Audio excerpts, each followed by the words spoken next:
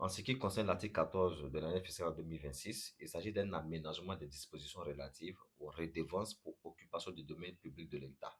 Alors, l'interprétation qu'on peut donner à cet article-là, selon l'administration fiscale, le système actuel, n'est-ce pas, de redevance d'occupation du domaine public n'est plus adapté, car il repose sur une valeur foncière dépassée et ne finance pas suffisamment l'entretien routier.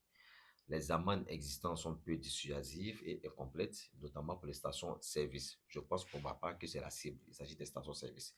Donc, le texte recommande de recalculer, n'est-ce pas, les redevances sur la base de la valeur marchande, mais également de renforcer des sanctions et d'instaurer des amendes spécifiques pour les stations-service et d'affecter une partie de ces redevances-là qui seront collectées et amendes au ministère des Routes pour l'amélioration de l'entretien de la surveillance du réseau routier.